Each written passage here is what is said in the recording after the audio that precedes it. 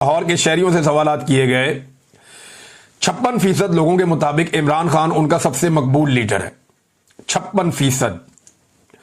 और उसके बाद दूसरे नंबर पे नवाज शरीफ साहब हैं और हालत उनकी ये है कि वो 17% पे रह गए हैं लाहौर में। फिर जो तहरीक लब्बैक के लीडर हैं साद रजवी साहब, वो 4% पे हैं, तीसरे नंबर पे हैं। बिलावल जरदारी एक बड़ी जमहूरी पॉलिटिकल पार्टी के लीडर, वो 3% पे हैं। जमात इस्लामी 2% पे है, बाकी सियासी जमातें 2% पे हैं, जबकि 16% लोग ऐसे हैं जो किसी भी सियासतदान को पसंद नहीं करते। अब इमरान खान 56% के साथ सबसे आगे, यही तो प्रॉब्लम है पाकिस्तान की एस्टेब्लिशमेंट की और हुकूमत की। इमरान खान की मकबूलियत का खौफ उन्हें एक दूसरे के खिलाफ खड़े भी नहीं होने देता। और जो इस वक्त एस्टेब्लिशमेंट और मौजूदा हुकूमत के अंदर शामिल जमातों में एक प्यार मोहब्बत और रोमांस चल रहा है, उसकी सबसे बड़ी वजह अवाम में इमरान खान की मकबूलियत है। अगर इमरान खान साहब अवाम में मकबूल ना होते तो शायद ये इतना लंबा ना चलते। अपने अपने सर्वाइवल के लिए एस्टेब्लिशमेंट जो है वो मदद कर रही है रवायती सियासी जमातों की, और रवायती सियासी जमातों की जो हुकूमत है वो मदद कर रही है एस्टेब्लिशमेंट की। तो एक दूसरे के सहारे ये सब बेचारे खड़े हैं। इमरान खान साहब का जो बयान उनके ट्विटर अकाउंट पे आता है, वहां से वो पॉलिसी अडॉप्ट करता है पाकिस्तान तहरीक इंसाफ का या आम पाकिस्तानियों का या ओवरसीज का जो सोशल मीडिया है, वो वहां से डायरेक्शन लेता है। अब ये अकाउंट दर्द सर बना हुआ है पाकिस्तान की एस्टेब्लिशमेंट और हुकूमत के लिए। वो उसे बंद करना चाहते हैं। राणा सनाउल्लाह साहब ने भी यही कहा कि जनाब ये अकाउंट जो है ये बंद करवाना है और ये बंद होना चाहिए, ये मुल्क मुखालिफ है, इस किस्म की बातें वो करते हैं। अब ये जो इमरान खान साहब ने बातें की हैं, ये मौजूदा आर्मी चीफ के खिलाफ की हैं, और वो इसलिए की हैं कि इमरान खान साहब का ये मानना है, या पाकिस्तान में और बहुत सारे लोगों का ये मानना है कि इनके दौर में बहुत जुल्म हुआ, बहुत जबर हुआ, बहुत फस्तायत हुई, जमहूरियत की धज्जियां उड़ी हैं। ये जो मौजूदा एस्टेब्लिशमेंट का दौरे हुकूमत है, इसमें बहुत तबाही फैली है। भारत इमरान खान साहब को तोड़ने की कोशिश में तो ये बार बार नाकाम हुए, लेकिन आप लड़ किससे रहे ना, आपको ट्रैक रिकॉर्ड देखना पड़ता है। अब इस वक्त जो लड़ाई है वो Imran Khan versus military establishment है। आप दोनों का ट्रैक रिकॉर्ड अपने सामने रख लें। हार मानने की आदत किसकी है? इमरान खान हार तो जाता है कभी, लेकिन हार नहीं मानता, लगा रहता है, वो हार नहीं मानता। हमारी एस्टेब्लिशमेंट का रिकॉर्ड है कि वो कई दफा हार मान चुकी है, कभी सियासतदानों के आगे, कभी किसी जंग के मैदान में, कभी किसी और मैदान में, कभी अमेरिका के सामने। यानी जो ताकत में ज्यादा होता है या ज्यादा ताकत से आता है तो एस्टेब्लिशमेंट मसलियत से काम लेती है और वक्तन पर वक्तन हार भी मान लेती है। लेकिन इमरान खान का ट्रैक रिकॉर्ड है कि वो हार नहीं मानता। अच्छा, एस्टेब्लिशमेंट का एक और प्रॉब्लम है कि वो अपनी गलती तस्लीम नहीं करते, कभी भी नहीं। हमेशा कहेंगे हम सियासत में कोई किरदार अदा नहीं करते, हमेशा कहेंगे जी हमसे कभी कोई गलती नहीं हुई। ये पाकिस्तानियों के लिए उन्होंने ये चूरन रखा हुआ है। वो कहते हैं जी हमसे तो गलती हो ही नहीं सकती, हम गलती से मुबर्रा है। लेकिन इमरान खान का ये एटीट्यूड नहीं है, वो बिल्कुल एक नॉर्मल एटीट्यूड है। वो ये कहता है कि ठीक है मेरे से गलती हुई, और गलती तस्लीम करता है खुले दिल से जब भी उससे होती है।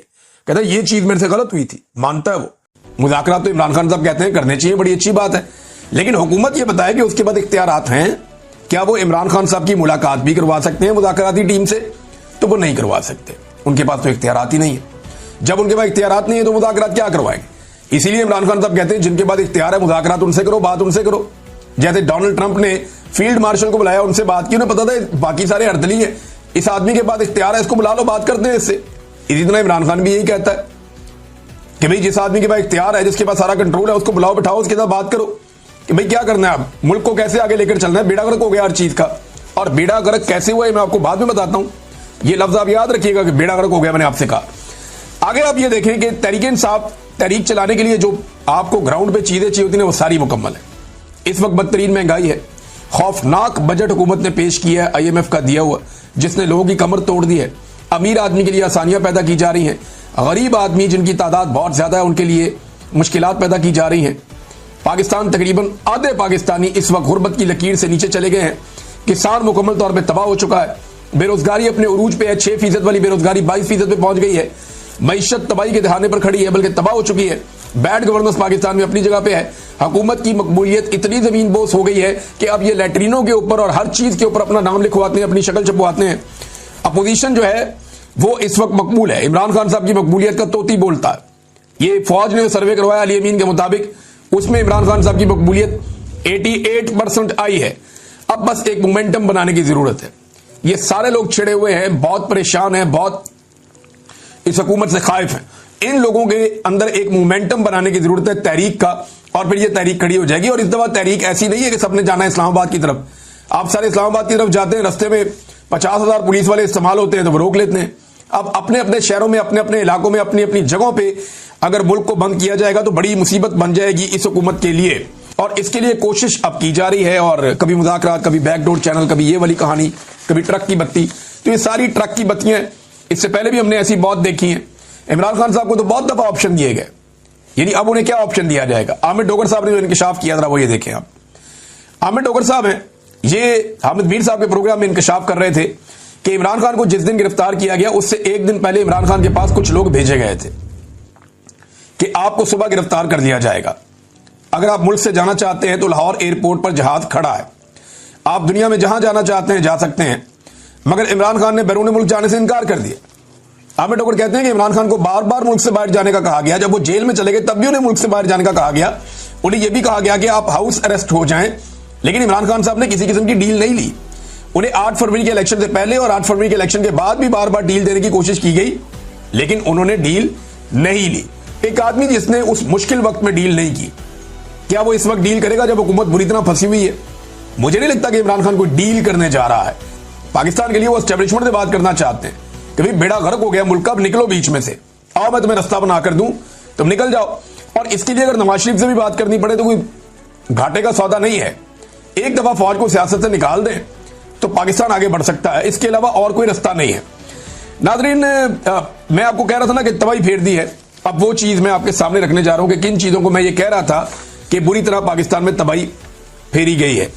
कौन से बड़े बड़े जो है वो कंपनियां हैं जो पाकिस्तान को छोड़कर चली गई, जैसे कि माइक्रोसॉफ्ट पाकिस्तान में बंद करके अपने दफ्तर जा रही है।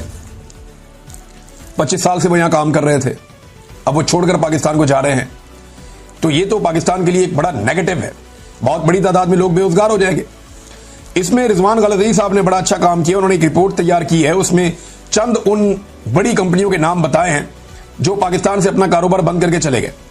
शेल कंपनी अपने 77.42% जो शेयर्स है वो बेचकर जून 2023 में चली गई। पार्को पेट्रोलियम कंपनी अपने 50% शेयर्स बेचकर पाकिस्तान से चली गई। 2023 दिसंबर में टेलीनॉर पाकिस्तान भी बंद हो गया, चला गया पाकिस्तान से। ऊबर कंपनी, यानी वो किसी और को बेचकर चले गए, ऊबर कंपनी वो भी बंद हो गई। और उनकी एक और कंपनी है क्रीम, वो भी बंद होने का उन्होंने ऐलान कर दिया कि वो भी बंद हो जाएगी, 1-2 माह पहले उन्होंने ऐलान किया था। प्रॉक्टर एंड गैम्बल कंपनी वो भी बंद हो गई, वो बेचकर चले गए। सीमेंस कंपनी वो भी बेचकर चले गए। यानी बहुत सारी ऐसी कंपनियां हैं जो पाकिस्तान छोड़कर जा रही हैं। मोबाइल फोन बनाने वाली कंपनियां वो भी पाकिस्तान छोड़कर जा रही हैं।